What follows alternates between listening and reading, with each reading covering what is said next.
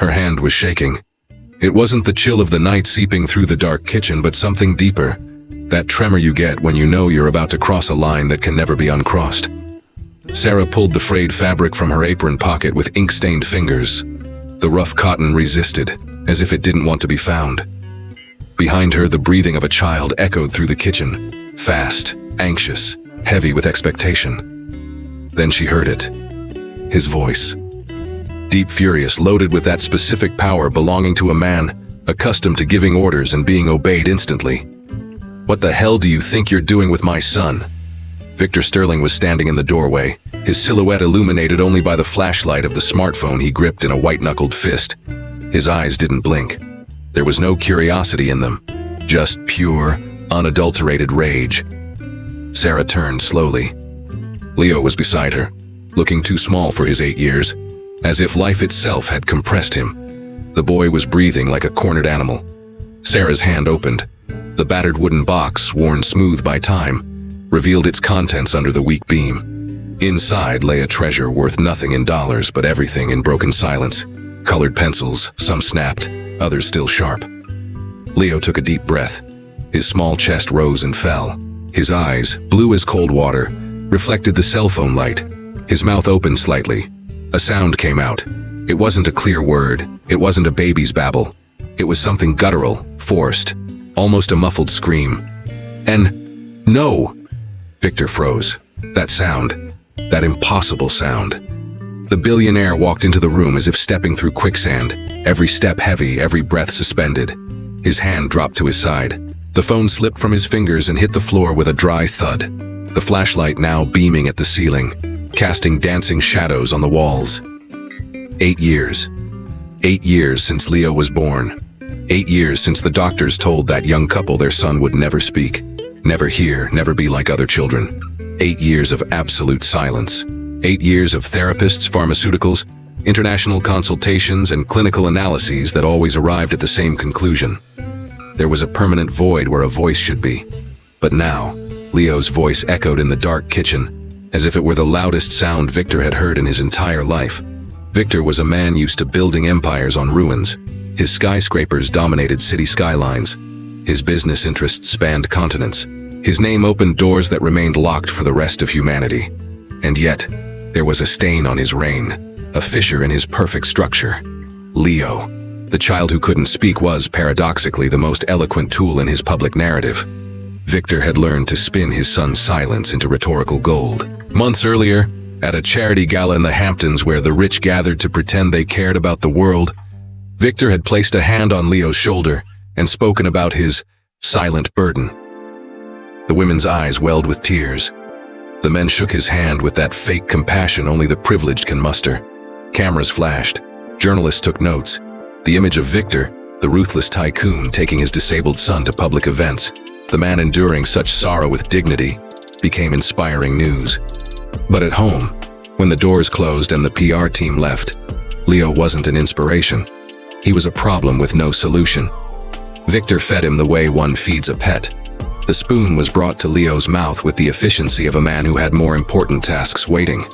When the child ate too slowly, Victor drummed his fingers on the table.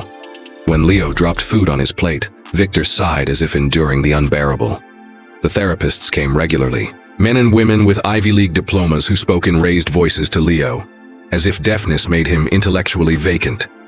They pressed electrodes to his head, flashed flashcards, ran vocalization exercises that left the boy sweaty and exhausted. Victor paid astronomical bills for these specialists, not out of hope that Leo would speak one day, but because it was what a rich man did when he had a broken son. It was optics. The medication came in small amber vials, blue pills, white pills, some that left Leo too drowsy to play. Victor gave them to the child with an open palm, watching him swallow, then walked out of the room. Leo's life was a gilded cage. Spacious rooms, expensive toys no one buys for children who can't appreciate them, and an absolute void of the one thing no money could buy: attention that didn't come from a payroll. Then Sarah arrived. She didn't come with impressive credentials. She didn't wear a nurse's scrub or carry a briefcase.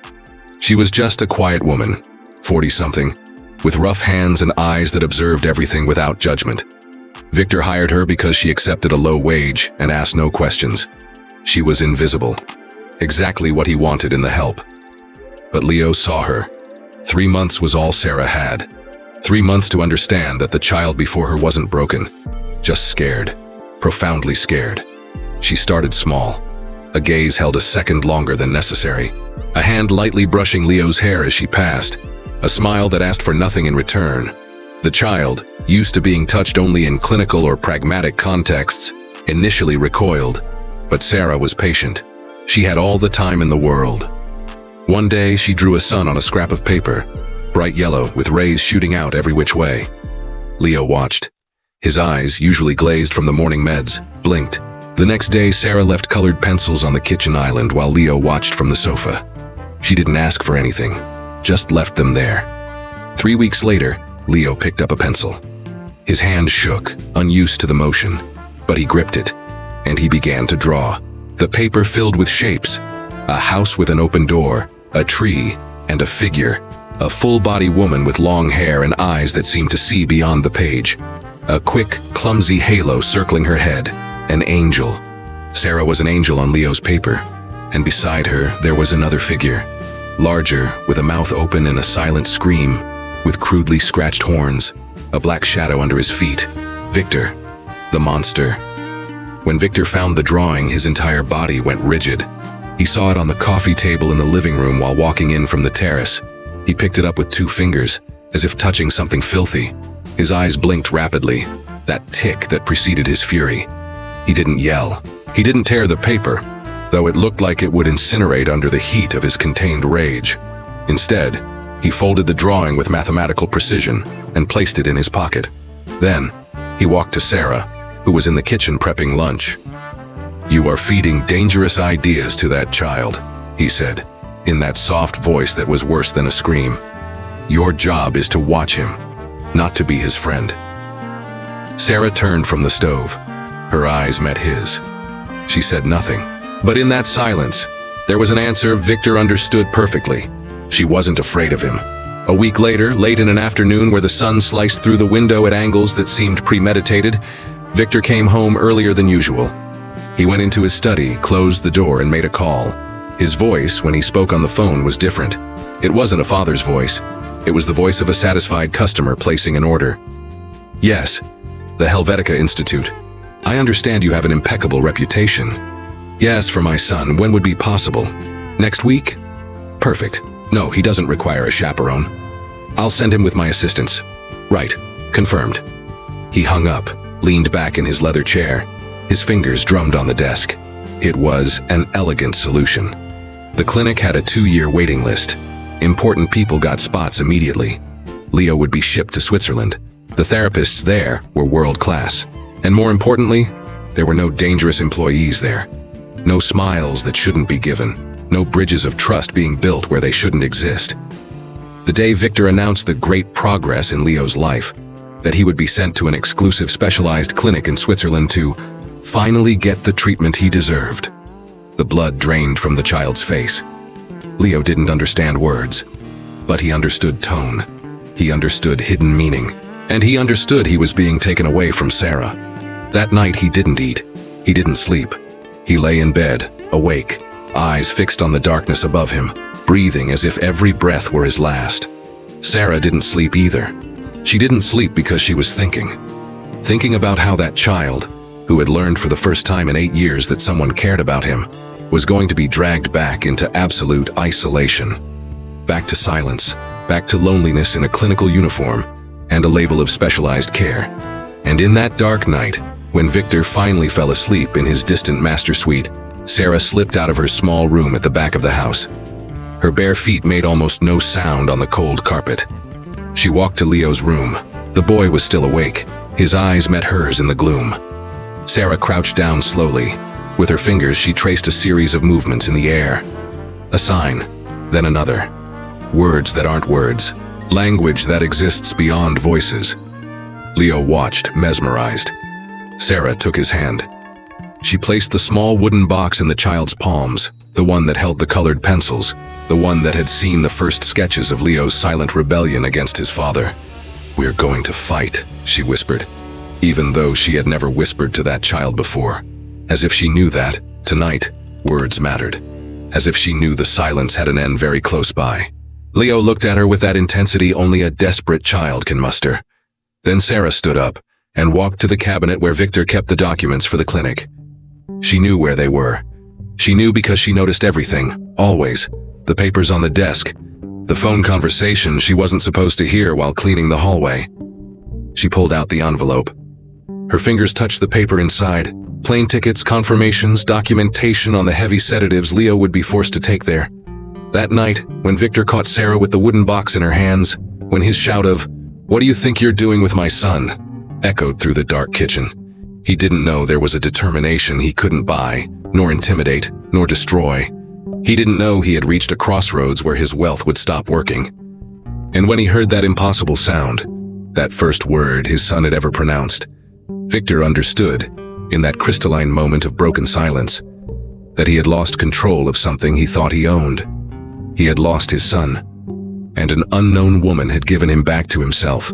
The wooden box had a weight that went beyond its ounces. Sarah held it in her hands while Leo slept, and felt like she was holding the child's heart. Inside, there weren't just colored pencils. There were also photographs, old, faded by time. One showed a young woman, long hair and a genuine smile, holding a newborn baby. Leo's mother, the woman Victor had swept out of their lives like inconvenient dust. And there was something else too. A small device. Rudimentary. Homemade. Sarah had built it over months with parts she scavenged. A broken headset, a cell phone battery, an old audio tape mechanism. She knew it wasn't sophisticated, but she also knew it could work. It could allow Leo to hear his mother's voice. It could allow him to hear that there was someone, somewhere who loved him despite his silence. It was an act of rebellion against everything Victor had built.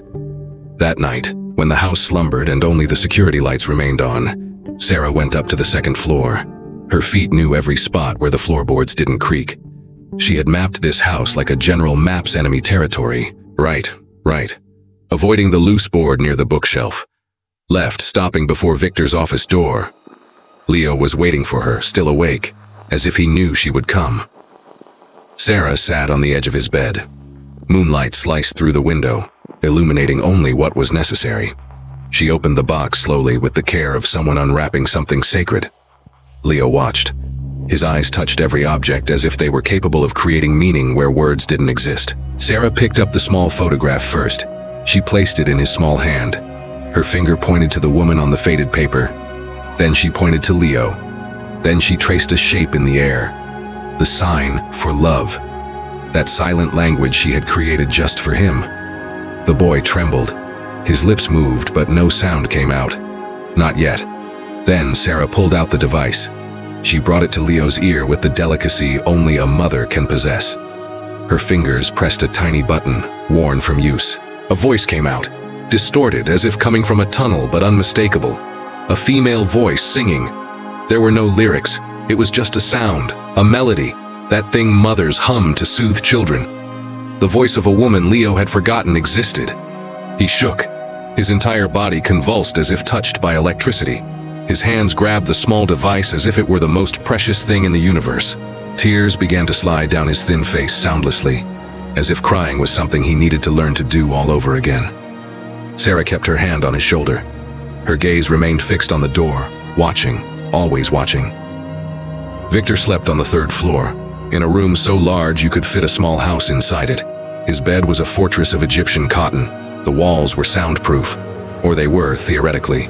But Victor didn't sleep easily. His mind worked like a server, processing threats, calculating gains, anticipating resistance. That's why he had equipped the whole house with a security system that rivaled government buildings. Cameras in every corner, motion sensors, a tablet by his side, always on, always monitoring. He had created a prison for his own family. When the alert chimed, a soft beep emanating from the tablet, a red rectangle flashing on the digital map of the house, Victor woke instantly. His entire body tensed like a bowstring. Motion in the second floor hallway. Motion at 2:47 a.m. Victor didn't think. His body moved on instinct. He got out of bed with the speed that came from years of ruthless competition. His feet hit the cold floor. In seconds, he was in the hallway. Sarah had heard the noise. The sound of a door opening above her. The sound of rapid footsteps. She knew what it meant. She knew Victor was awake. She knew she had been discovered. She shoved the small device into Leo's hands, whispered something that wasn't sound, just lip movement. A command, an order, hide it. Then she stood up and turned to the door. Victor was coming off the stairwell when she opened Leo's door. His eyes used to reading numbers on financial spreadsheets, found hers with the precision of a predator tracking prey. "What are you doing here?" His voice was low, cutting, worse than a scream because there was no emotion in it. There was only fact, accusation, condemnation. Sarah breathed. Her body relaxed as if she had rehearsed this scene 1,000 times. "The boy was having nightmares," she said, with the calm that only the innocent can fake convincingly.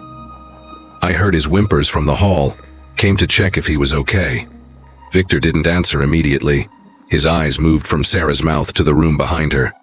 He saw Leo in bed, too small for the king-size mattress, eyes open, fixed on the ceiling as if trying to disappear into it. Sarah completed the lie perfectly. He's afraid of leaving for the clinic. Fear of the unknown. It's natural for a child without communication.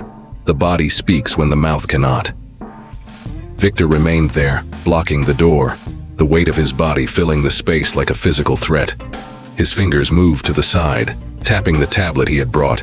He was reviewing the camera footage. What he saw was about 30 seconds of video. Sarah walking up the stairs. Sarah disappearing into Leo's room. Nothing else. The system had only detected the movement in the hallway, not inside the room. But he knew. He knew in the way only a paranoid man can know. There was something wrong. There was movement where there shouldn't be movement. There was a plan being executed despite his controls, despite his obsessive surveillance, despite his money and power. "Return to your room," Victor said, his voice now taking on that glacial tone that precedes a decision. Now, Sarah walked past him in the hallway. She felt the heat of his body, the rage radiating like a fever. She also felt his indecision. He knew something was wrong, but he had no proof. Not yet. By morning, when the sun cut through the windows of that glass and steel house, Victor had made his decisions. He called Sarah to his study. She entered and closed the door behind her with her characteristic quietness. The office was a cathedral of power, walls lined with books Victor had never read, a solid mahogany desk that weighed more than a car, windows so high they offered a view of a miniature world below. Victor was seated when she entered. He didn't stand. He didn't offer her a seat. He slid an envelope across the wood. The gesture was slow, deliberate, like placing a pet snake on a table to see how the other person would react. "Your bonus," he said, "for your exceptional service over these 3 months." Sarah looked at the envelope. She didn't pick it up. Victor continued, his voice acquiring the tone he used in meetings with executives he had destroyed. "Starting tomorrow, you will be transferred to handle only the common areas and the kitchen. No access to the second floor, no exceptions. Leo's meals will be left on a tray at his door. You will not enter there again." Sarah felt the ground moving beneath her feet. It wasn't the floor, of course. It was her world. It was her plan.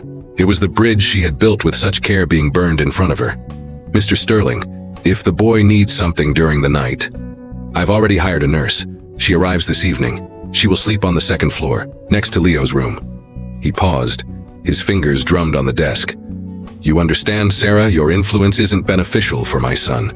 You are planting dangerous ideas, hope, connection, things that will only make him suffer more when all this ends."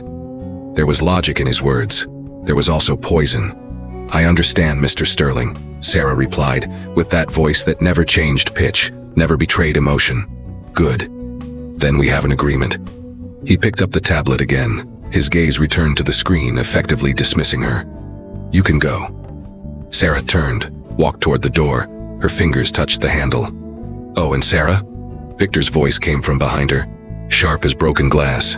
"Don't disappoint me again. There is always another woman looking for a job." She left the office, closed the door behind her with a gentleness that hid the tremor in her hands. That afternoon, Sarah opened the closet in the servants' quarters and put her things in a suitcase. 3 months of life summarized in a few belongings, a change of clothes, an unsent letter, an old photograph. She knew she should leave, that she should take the bonus money and disappear, that she should accept defeat like most people do. But there was something bigger than prudence. There was Leo. There was that boy who had started to trust her, who had pronounced his first word, who had small hands closed around a homemade device containing his mother's voice. And there was also the small wooden box, still hidden under Leo's bed, where she had shoved it that night of discovery. The nurse arrived at nightfall.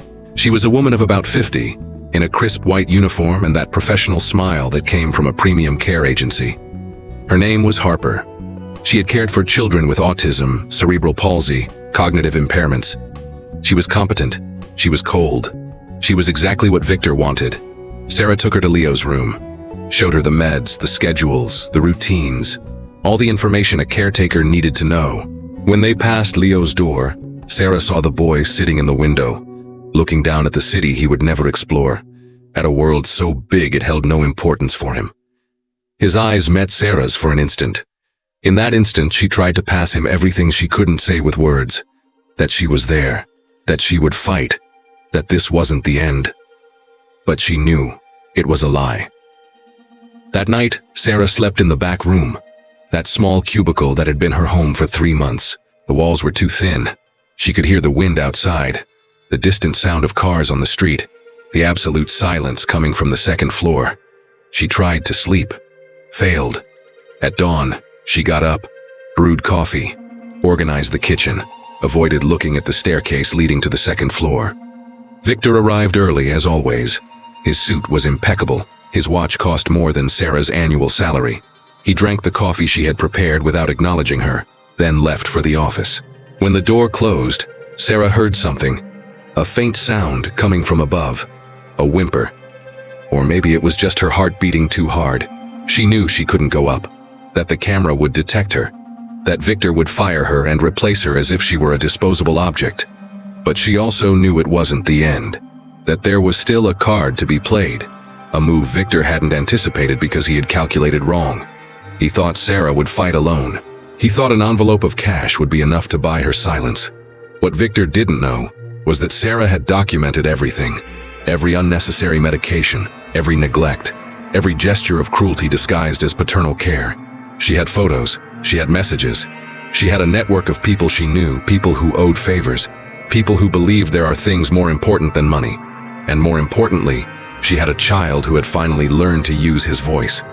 When Leo pronounced that no in the dark kitchen, it hadn't been by chance. It was because Sarah had given him something no one else had given. She had given him the right to say no. Now, while Nurse Harper slept on the second floor, while Victor was in his office signing documents for the Swiss clinic, while the security system watched every corner expecting to detect movement where there shouldn't be movement, Sarah began to execute her true plan.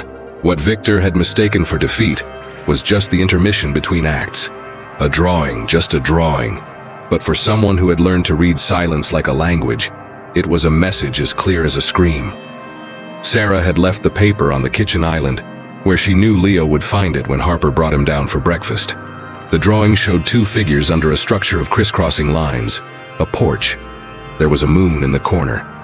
There was an arrow pointing to the time, 9 at night, represented by a sketched clock. She had also drawn herself and Leo holding hands. It was a risk. It was desperation dressed in colored ink. But Sarah had understood something Victor would never grasp. The child he thought he controlled had developed an intelligence beyond words. Leo decoded meaning in every gesture, every movement. He was as keen an observer as a spy, and now he knew exactly what was being asked of him. That night, when the house lights went out and Victor fell into his mediocrely deep sleep, when Nurse Harper slept on the second floor, unaware her surveillance had limits, Leo opened his bedroom window. The porch was right below, a drop of less than 6 feet. For an 8-year-old it looked like an abyss, but for a child who had learned that fear was less important than hope, it was a viable jump. He jumped. His feet found the slanted roof of the porch. He slipped, almost fell, but his small hands found the wooden beam and held on. He climbed down with the clumsy movement of someone untrained in escape, but willing to try anyway. Sarah was waiting below, eyes looking up, counting every second like coins disappearing fast from a pocket with a hole. When Leo finally jumped the last 18 inches and fell into her arms, his whole body shook. Not from cold, from adrenaline, from rebellion. The garden was a place Victor had built as a museum to himself. Trees pruned geometrically. Flowers planted in patterns that pleased only his eye. An artificial pond where no living thing could truly thrive. But there was a porch in the back, a forgotten place where Victor's control was weakest, where the cameras had blind spots. Sarah and Leo sat there, under a wooden roof that had absorbed decades of rain. The air was damp. It smelled of wet earth and secrets. Sarah took a deep breath. She had rehearsed this conversation 1,000 times in her head. She had imagined the perfect words, the right intonation, the way to transform a devastating truth into something a child could understand. But when the moment came, all words vanished. Her hands trembled as she opened the small homemade device she had brought hidden in her uniform. "Do you know this voice?" she asked, her voice so soft it almost disappeared into the night sounds. Leo looked at the device like it was an alien artifact. Sarah pressed the button. The music came out again. That distorted melody, that sound that had penetrated Leo's dreams and deep memories. It was a lullaby. It was the voice of a young woman, sweet, like honey poured over glass. Leo's entire body froze, his eyes filled with water. There were no tears yet. That motion was still new to him. But there was recognition. There was that visceral reaction that only happens when you touch something you know, on a level you can't explain. Sarah took his hand. Her fingers traced the words she couldn't speak with her mouth, that silent language she had created just for him. "She was your mother," Sarah whispered. "Her name was Isabel, and she was my sister." Leo turned to Sarah with that intensity he had acquired over the last few months. His eyes questioned. "How? Why? Where did you come from?" Sarah breathed, began to tell a story she had carried like dead weight in her chest. Isabel was younger than me, prettier, happier. When she met Victor, he was different. Or so she believed. He was charming, he was powerful. He put her on a pedestal and treated her like a work of art. She paused. Her fingers stroked Leo's hair with the tenderness only someone who has lost can offer. "When you were born, everything changed. Victor saw you as a failure, as proof that Isabel wasn't as perfect as he believed. And when he found out you didn't speak, that there was something wrong with your body or your mind, he couldn't stand it. He couldn't accept that he couldn't fix you with money." Sarah's lips were trembling now. "He kicked her out, kicked my sister out.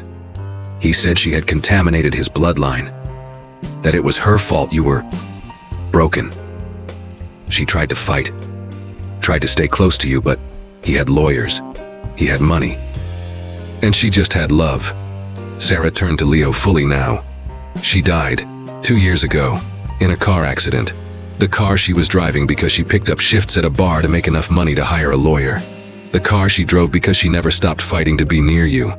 Leo started making sounds, not words, but sounds, whimpers coming from a deep place inside him, as if his whole body was trying to cry for the first time in his life. Sarah hugged him, pressed him against her chest, and whispered in the darkness, "I came here to be near you, so you would know she existed, that she loved you, that you weren't broken, that you were perfect." The motion sensor triggered at 9:47 p.m. The night watchman, a 35-year-old guy whose job basically consisted of walking in circles around a property checking cameras, wasn't expecting anything. The night had been quiet. He had smoked a cigarette behind the garage, checked the surveillance feeds and saw only shadows and wind. But when the sensor alerted, he moved. His flashlight swept the garden, found 2 figures under the porch, a woman, a child. A scene his brain needed a few seconds to process as abnormal. "Hey!" he shouted, approaching. "Get out of here!" Sarah and Leo separated instantly. She stood up with a speed that surprised even the guard. Her eyes scanned the darkness in all directions, calculating escape routes, resistance possibilities, survival alternatives. There were none. The guard was already on his radio. His voice echoed through the property, calling for Victor, announcing suspicious activity in the rear garden. Sarah looked at Leo. For a brief instant, less than a second, their eyes met. In that instant, she tried to pass everything that was important, that he wasn't alone, that there was a network of people who could help him, that there was documentation, there was evidence, there was a truth that couldn't be burned despite all of Victor's money. Then hands grabbed her. Victor appeared 15 minutes later, still in his silk pajamas. His eyes didn't blink. His rage had that tranquil quality that is scarier than any scream. Sarah was on her knees in the garden, the guard standing beside her like a warden. Leo had been taken back inside the house by Nurse Harper, who had woken up confused and scared. "You lied to me," Victor said, his voice so icy it felt like it could freeze the air around him.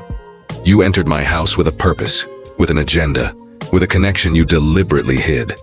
He walked around Sarah like a predator studying prey. "You're fired, now. Get off this property immediately, or I will order my security to remove you by force." He paused. His thumb and forefinger touched, as if calculating something. "Actually, yes, remove her." The guard hauled Sarah up from her knees. She didn't resist. Resistance would be futile, dangerous. As they dragged her out of the garden, Sarah turned one last time. Her eyes scanned the windows of the house, searching for Leo. And she saw a window on the second floor was open. Leo was there, small fingers pressed against the glass. His face was a mask of pure despair. His mouth opened in a silent scream. He was banging on the glass, his desperate little hands against the pane, as if he could break the barrier and fly down to her. But he couldn't. No sound came out, just that desperate movement of someone trapped. And Sarah was taken away. In the car, Victor held the wooden box between his hands as if it were a bomb. He had confiscated everything, had ordered the guard to search Sarah and remove anything she had stolen. The box had been found in her bag. The pencils, trash, the homemade device, a ridiculous toy, and then the photographs. He examined them under the weak light of the car's dome. The first was Isabel pregnant. He recognized that smile, that innocence that had attracted him years ago. The second was the same, Isabel holding a newborn, Leo. But the third photograph was different. It was Isabel and a young woman, arms around each other, both smiling, both happy. The young woman was Sarah, but a different Sarah. Younger, before being consumed by loss, before becoming a shadow wandering through rich people's homes caring for their unwanted children. Victor turned the photograph over. There was writing on the back, female handwriting, Isabel's handwriting. "My sister loves me without judgment. She accepts me despite my failures. She will believe in me when no one else does." Victor felt something in his chest. It wasn't remorse. He wasn't capable of remorse. But it was something close to it. It was the realization that he had underestimated his adversary, that Sarah hadn't come for money. She had come with a purpose more dangerous than any greed. He picked up his cell phone, dialed a number not in his contacts because some numbers are never written down. The voice that answered was raspy, professional, familiar with requests that shouldn't be made. "I need you to follow a woman," Victor said, his voice so calm he could be asking someone to bring coffee. "Her name is Sarah. She just left my property. Find her, and take care of it discreetly." He hung up, leaned back in the leather seat, looked at the photograph again, at that smile of Isabel's that believed her love was strong enough to beat anything. There was a detail Victor had ignored for years, a detail that now jumped from the photo like a scream. Isabel had written on the back, date, October 18th, 2019, 3 months before Leo was born.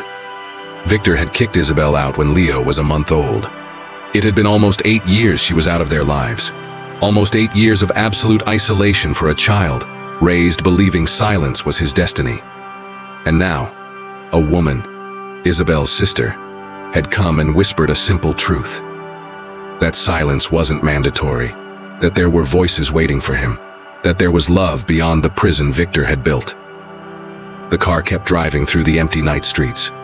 Victor held the photograph and understood, in that moment of cold clarity, that he had lost. Not because Sarah had escaped, not because Leo had cried, but because she had planted a seed in his son, a seed no clinic in Switzerland could root out. She had told Leo it was possible to be safe, that it was possible to be loved. That silence had an end, and no money in the world could erase that truth. Carol's apartment was small, the kind of place people end up in when they have no hope better things are coming. Beige walls faded to almost gray. Furniture bought on clearance a decade ago. A kitchen so tight only one person could stand there at a time. But it was safe. It was dark. It was far from Victor. Sarah had called Carol while the security car removing her from the property headed toward the poor side of the city. Carol had been a nurse, had been a lot of things before losing everything. And when Sarah whispered it's about Isabel over the phone, Carol had simply replied, Come to my place. Now Sarah sat on the worn sofa while Carol trembled in the kitchen making tea. That tea people make when they don't know what else to do with their hands. Carol came back with 2 mugs. Her hands shook so much the tea nearly spilled. She was a woman of 60 now, but looked like someone who had aged too fast. Her eyes had seen things that shouldn't be seen. Her hands had done things she had tried to redeem herself for over years without success. Sarah placed the photograph on the coffee table, the one Victor had missed, a copy. Isabel pregnant, smiling. Isabel holding Leo. Isabel and Sarah arms around each other. When Carol saw the photograph, something broke inside her. Her entire body went into convulsion. It wasn't a normal cry. It was that kind of weeping that comes when you finally confess something you carried like poison for years. God, she whispered, picking up the photo with both hands. God, my God. Sarah just waited. She had learned over her life that some things need time to come out, that some truths need room to breathe. Carol sat down. Her body seemed to lose its bone structure. She just collapsed onto the sofa like a rag doll. Do you know what happened to your sister? Carol asked, her voice raspy, barely audible. She died in childbirth, Sarah replied, at the hospital where you worked. Carol laughed. It was a broken, horrible sound, almost a sob. No, she said. That's not how it was. She took a deep breath. Her fingers gripped the tea mug like a lifeline.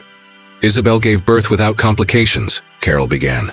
Her baby was born perfect, healthy.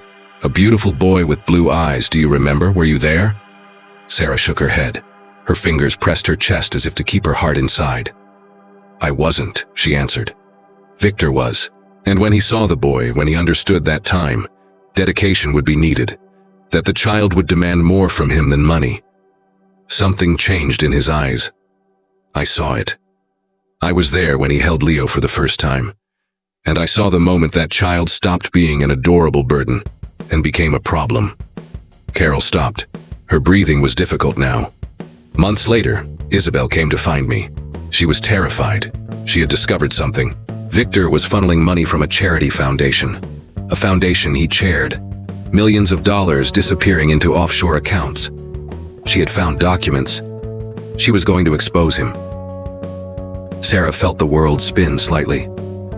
Did she confront him? She asked, though she already knew the answer. She confronted him, confirmed Carol, and Victor threatened her. Said if she said anything, he'd make sure she lost custody of Leo. Said he'd destroy her. That no judge would give a child to a woman he'd make sure was declared unstable, unbalanced, unfit as a mother. Carol paused. Her gaze got lost somewhere distant. In some moment she had tried to forget. Isabel came to visit me. She worked near the hospital where I used to work. And one day she arrived and said she had been diagnosed with preeclampsia, that immediate medical intervention was necessary, that she had to be admitted again. She didn't have preeclampsia, Sarah said. It wasn't a question. No, Carol replied. She was perfectly healthy, but Victor had paid for her to be declared sick, had paid for there to be a complication in a procedure that never should have happened. He paid for Isabel to die. The silence that followed was absolute. Carol continued, her voice lower and lower as if confessing in a stone booth. I was there, she whispered. I was there when the doctors let her die, when she hemorrhaged and they just watched. When she asked for Leo and no one brought him. When she tried to call for you and no one believed her words because Victor had ensured she was sedated, labeled unstable. Carol's tears fell onto her lap. She had time with the boy at the end. A few minutes. Just enough to hold him against her chest, and she whispered to him. Whispered that she loved him. That he was perfect. That he should never forget that voice because it would be the only thing he'd have of hers. Sarah was shaking now. Her whole body convoked as if touched by a live wire. So, she said, her voice almost inaudible. So that means... It means Isabel knew, Carol continued. Knew Victor would kill her if she exposed him. Knew he would destroy Leo to silence any potential threat. And in her last moment on Earth, the only thing she could do was record her voice. Was ask a nurse to take care of her recorder, of her voice. Was pray that child would hear his mother again. Carol looked at Sarah now, eyes red and swollen. Did you find the recorder? She asked. Sarah nodded. I found it. I kept it for years, waiting for an opportunity. And when you contacted me, when you said you'd gotten a job at Victor's house, I I thought it was a sign. I thought it was time to put that recording in the right ears. But there was more. And Carol knew there was more. Knew because she had spent the last 8 years in pure psychodrama. You want to know why Leo doesn't speak? Carol asked, her voice now loaded with a horrible certainty. Sarah didn't answer, just waited. Leo witnessed his mother's death, Carol said. He was there. He was just a baby, but he was there. And when Isabel died in his small arms, he screamed. He screamed until his voice went hoarse, and no one came. No one comforted him. Victor just handed him to different nannies with orders to keep him quiet, medicated, sedated.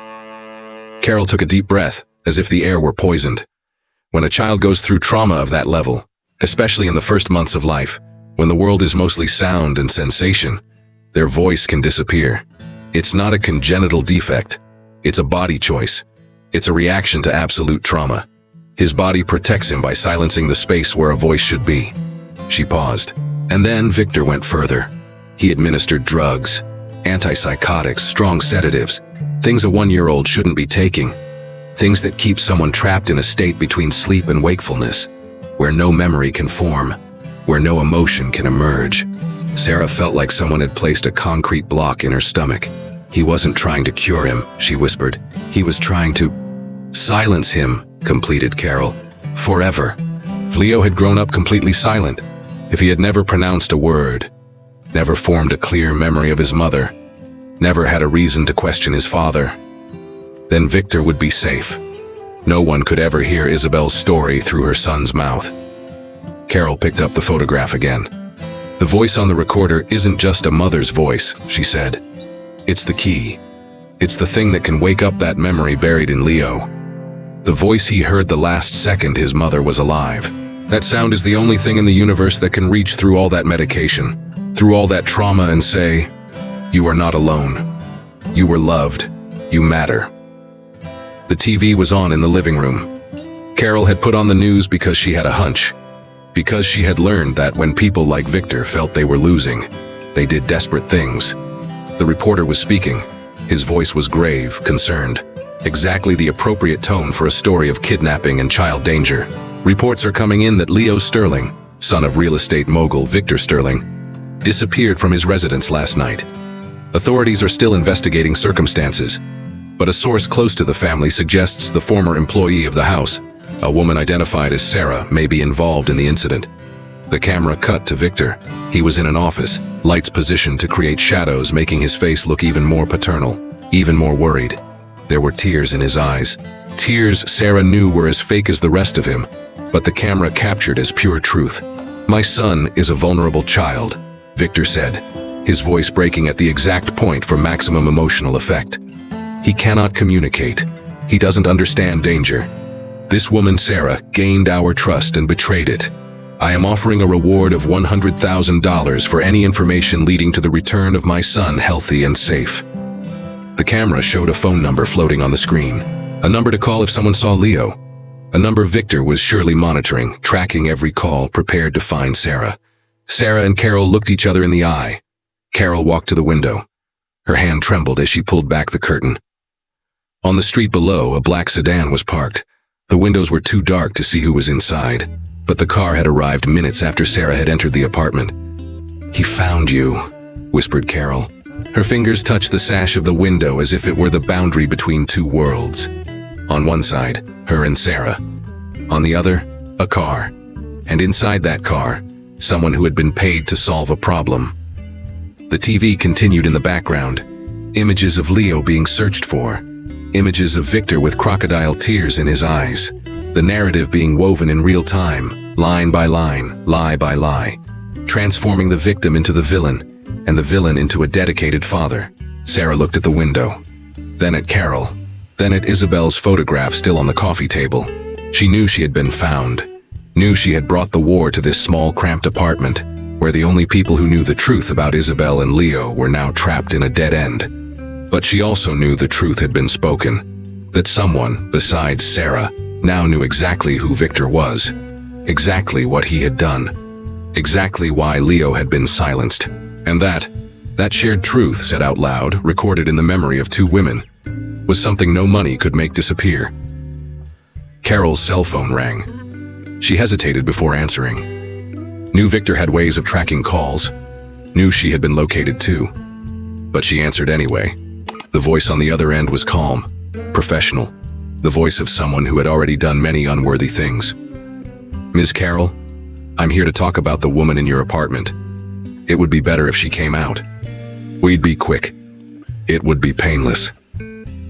Carroll hung up, looked at Sarah, and in the silence that followed, both understood the game had changed.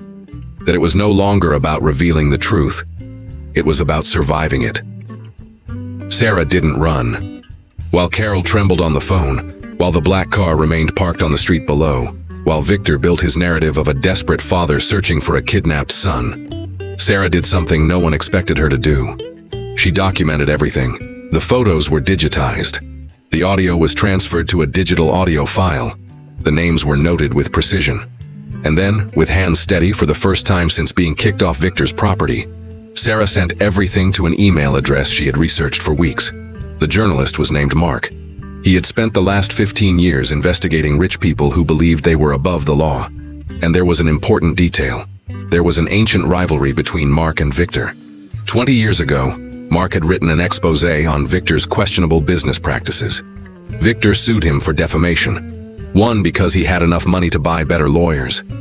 Mark had lost everything. His career destroyed. But he had rebuilt. Had become even more dangerous for people like Victor. When Mark opened that anonymous email, when he saw the photos of Isabel, when he heard the voice of a woman dying in a hospital, when he read the testimony of a former nurse who had finally decided to tell the truth, Mark smiled. It was the smile of someone who had waited a decade for a chance like this. Victor still didn't know he had been discovered. He was in his office monitoring the tracking of Sarah's phone, awaiting reports from his thug on her whereabouts, when he received a message that made him freeze. Leo had disappeared from the house. There was no sign of forced entry. Nurse Harper was sleeping deeply, so deeply it wasn't natural. Someone had entered the house, dosed her coffee with something, and taken Leo. Victor didn't need to think hard to understand what had happened. Sarah had found a way back in, had stolen his son again. His rage was pure, crystalline, perfect in its clarity. He grabbed the phone and dialed his thug. "I want you to take the boy to the warehouse," Victor said, his voice that cold thing that came when he stopped pretending to be human.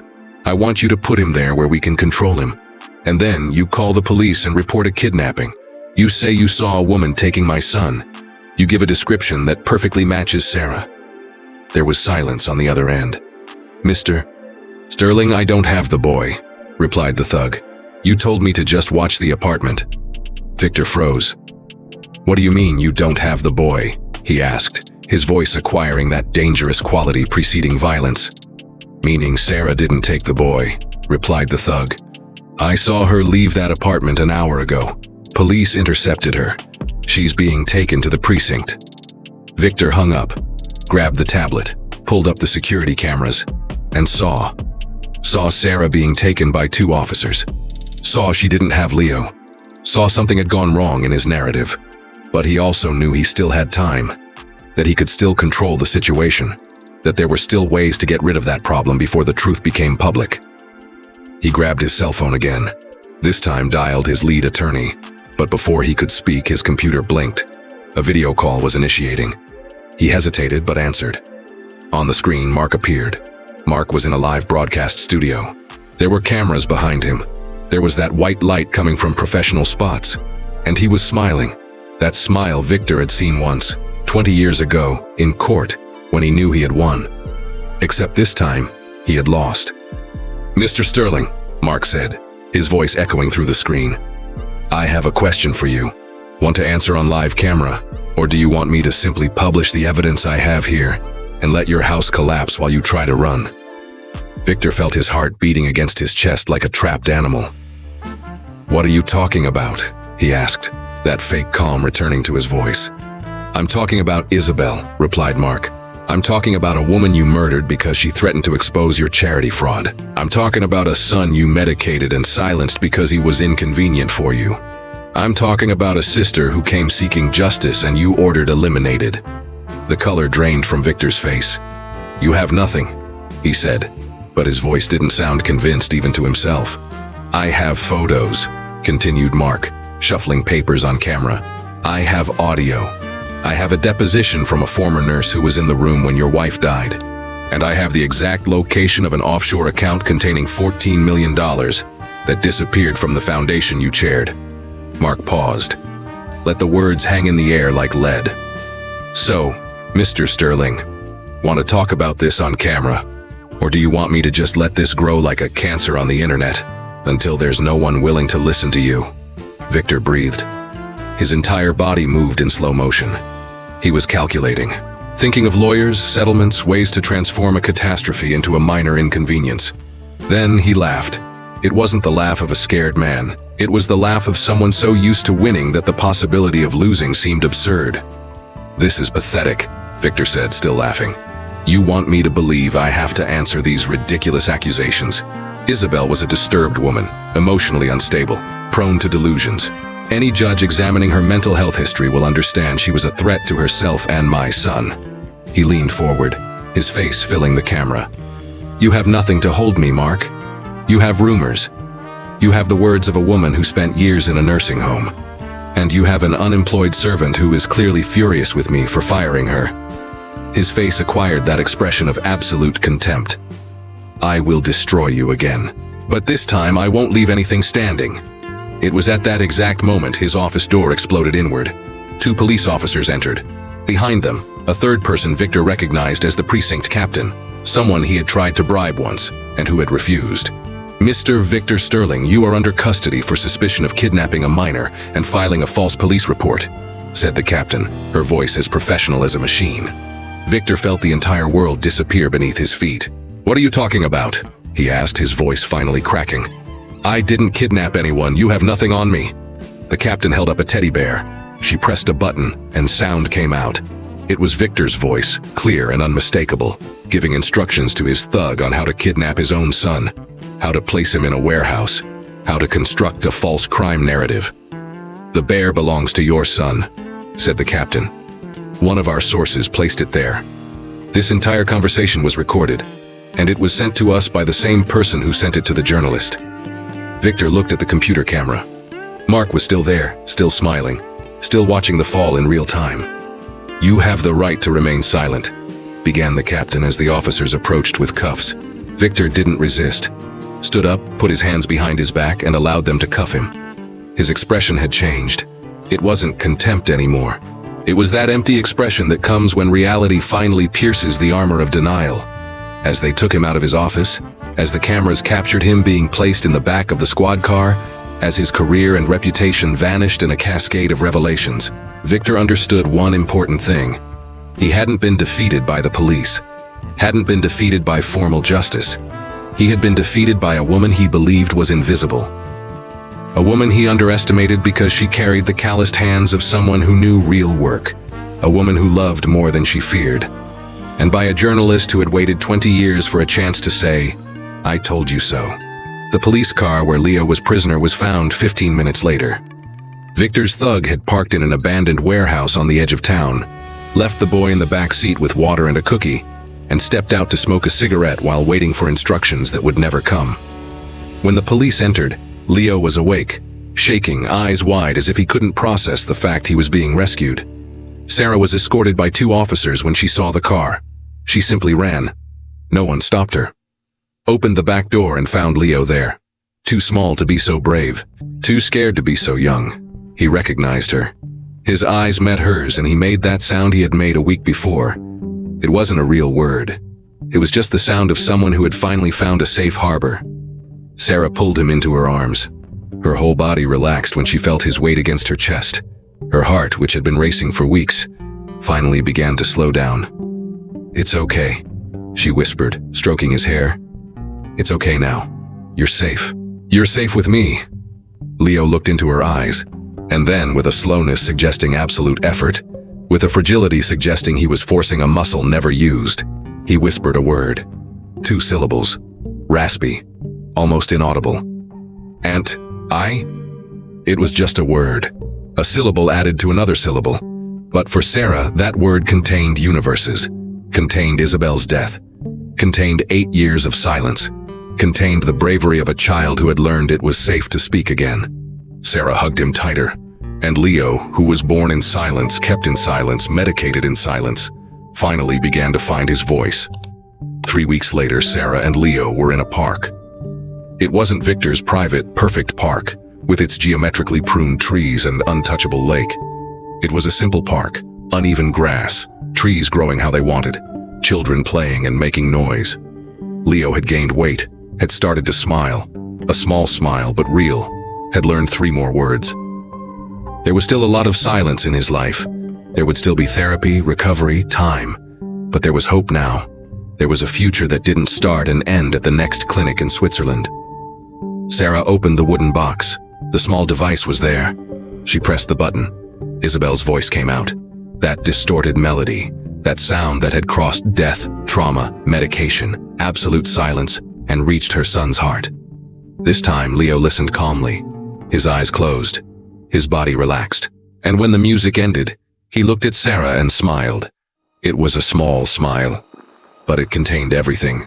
Contained forgiveness, contained memory, contained the knowledge that he had been loved, that he would always be loved, that silence was just a chapter in a story still being written. Sarah kissed his forehead, and both sat in silence while the park moved around them, while children played and screamed, while the world continued in its habitual chaos. But that small circle of 2 people, an aunt and her nephew, had found peace. 3 months later, in a newsroom, Mark opened his morning mail. There was a package, no return address, sealed with simple black tape. Inside there was a folder, and inside the folder there were documents that shouldn't exist. Transaction records, bank names, operations going far beyond simple charity fraud. And there was a note, handwritten. The charity foundation was just the tip of the iceberg. For 20 years, Victor operated a trafficking ring of children from poor families to special institutions where they were medicated and kept silent. He called the project Operation Phoenix. There were 43 children registered, all missing from public records. Hope you find answers. Mark opened the folder slowly. His eyes scanned the documents, and while he read, he understood he had only scratched the surface. That Victor wasn't just a man who had killed a woman. He was a man who had built an empire on the silence of children, and there was a lot more work to do. Mark smiled, picked up his phone, and started making calls. The story was far from over. It was just the beginning.